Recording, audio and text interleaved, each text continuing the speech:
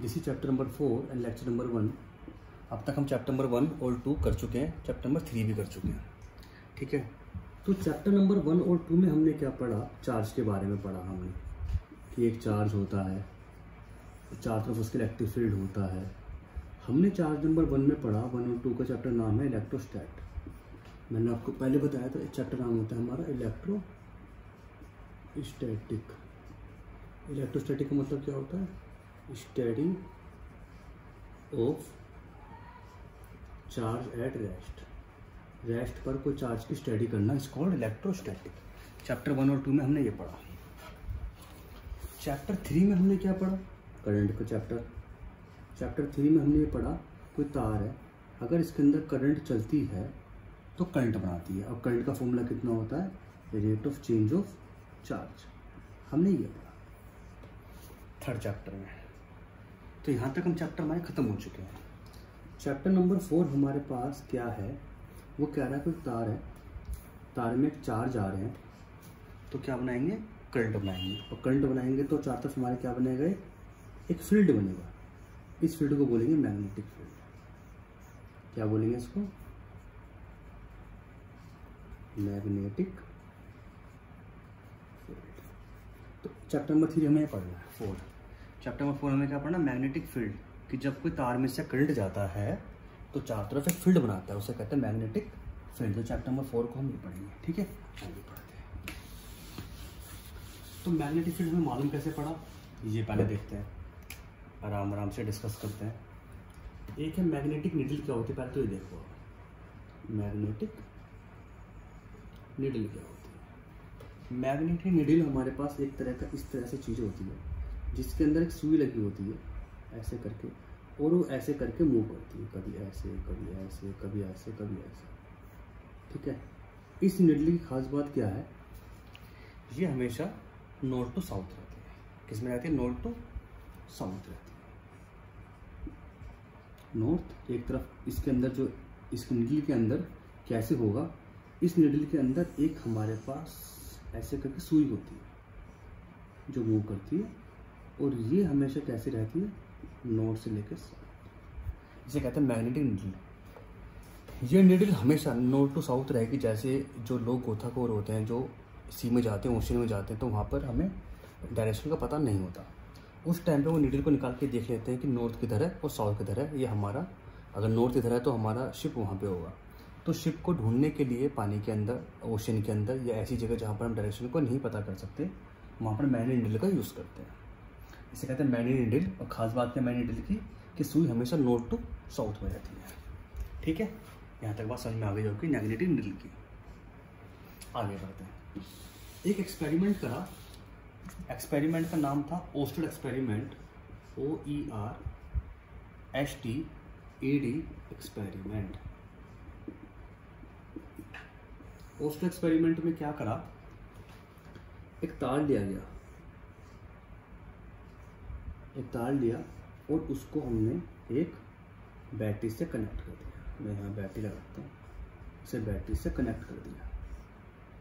ठीक, हमने यहाँ पर एक नीडल ले ली, ऐसे करके थोड़ा सा ऐसे बना लिया हमने, इसको नीचे रख दिया। तो इसकी जो नीडल है, अगर हमारा करंट ऐसे चला, पॉजिटिव टू नेगेटिव, ए से लेके बी चला, तो जो उसकी सुई है वो हमेशा ऐसे डिफ्लेक्शन करने लगी। भाई क्या हुआ?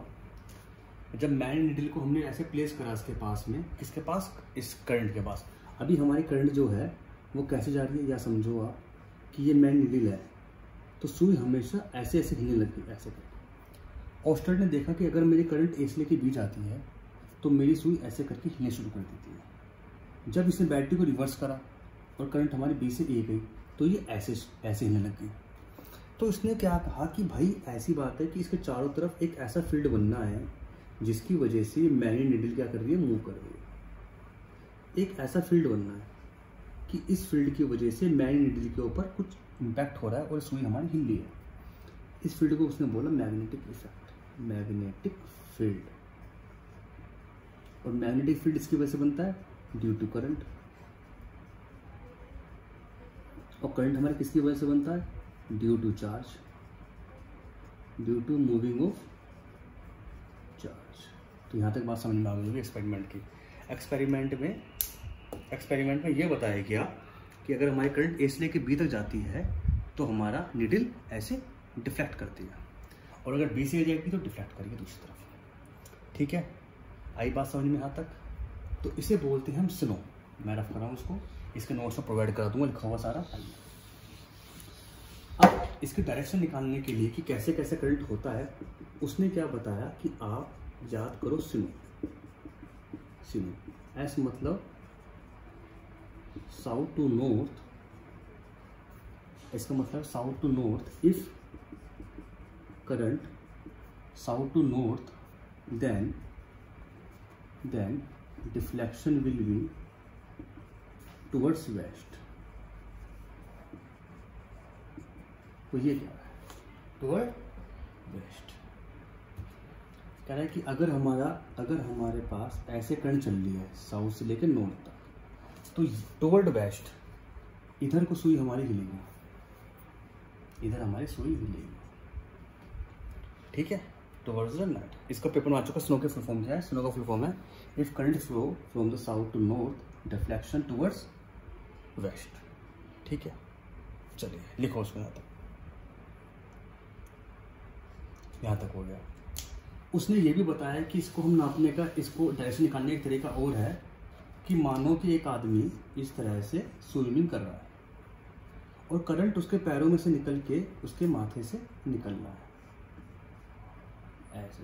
मैं यहाँ बनाता हूँ ऐसे करंट। वो कह रहा है कि अगर हम ऐसे माने कि हम ऐसे तैर रहे हैं और हमारे में करंट पैरों से जाके हमारे माथे से करंट हमारे हेड से निकल रहा है, तो ये जो हमारा हाथ इस तरफ को जाता है, हम ऐसे करते हैं ना पीछे को, तो ये करेगा डिफ्लेक्शन शो करेगा, डिफ्लेक्शन शो करेगा। उसे स्विमिंग रूल भी कहते हैं, स्विमिंग रूल। हालांकि ये सब आता नहीं है पेपर में, पर नहीं बताने के लिए। इफ करंट मूव करेगा कहाँ से, leg to head, our left hand deflect opposite कैसे, ऐसे इधर होगी। it show deflection of needle। ये क्या था? ओस्टर एक्सपेरिमेंट इसे कहते हैं। तो ओस्टर एक्सपेरिमेंट में क्या बताया गया?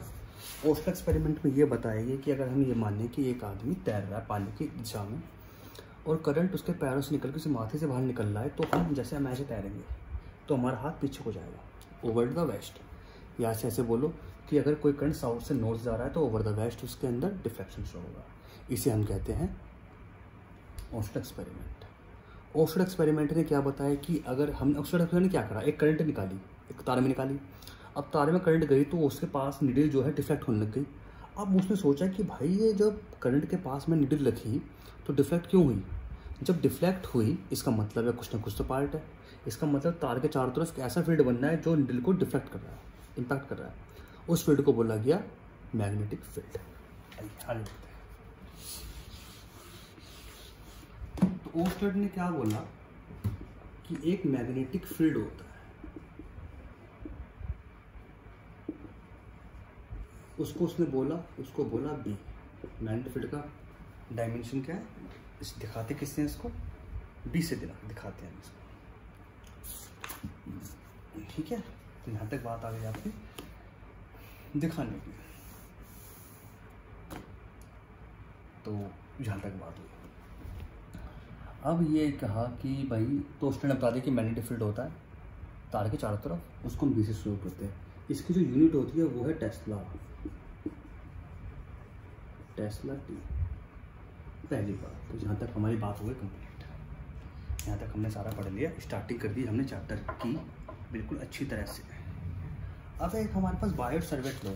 अब ये बताया गया कि हम किसी चीज़ को कैसे हम मेज़र करें, किसी बॉडी से मैग्नेटिक फील्ड कितना होता है, ये वाली बात चल रही है। तो इसको निकालने के लिए एक लॉ है, उसका नाम है Biot सर्वेट law.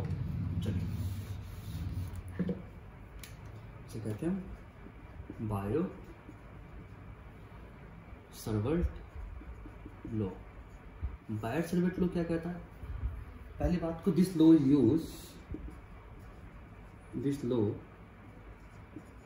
Use to find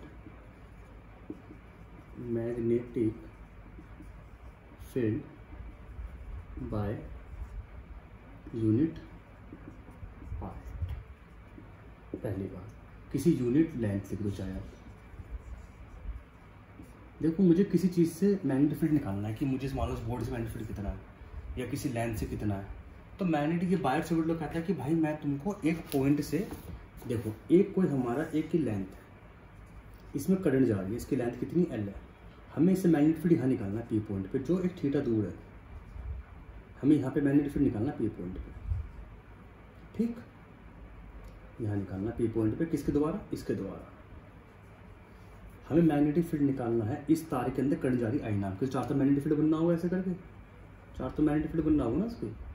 तो जब हम इससे निकालेंगे, इस A से हम एक पॉइंट पे मैग्नेटिक फील्ड निकालना चाह रहे हैं जिसमें करंट है I और लेंथ ऑफ AB है लेंथ L। करंट कितना जा रहा है इसके अंदर से? I जा रहा है। तो मैग्नेटिक फील्ड इसका होगा B। पर लेकिन बायट-सैवर्ट लॉ कहता है कि भाई मैं तुमको छोटे से पार्ट से मैग्नेटिक फील्ड बता सकता हूँ, पूरे से आप इंटीग्रेट कर लेना। तो उसका स्मॉल पार्ट कितना है? स्मॉल पार्ट है DL। अच्छा L से मैग्नेटिक फील्ड कितना होगा? B। तो स्मॉल पार्ट से कितना होगा? DB। तो क्या कह रहा है ये बायट-सैवर्ट लॉ? कह रहा है कि मैं तुम्हें छोटे पार्ट से मैग्नेटिक फील्ड बता सकता हूँ DL से, पूरे का तुम अपने आप इंटीग्रेट कर लो। इस पूरे से मैग्नेटिक फील्ड आएगा B, पर छोटे पार्ट से मैग्नेटिक फील्ड आएगा DB। DL से DB, L से B।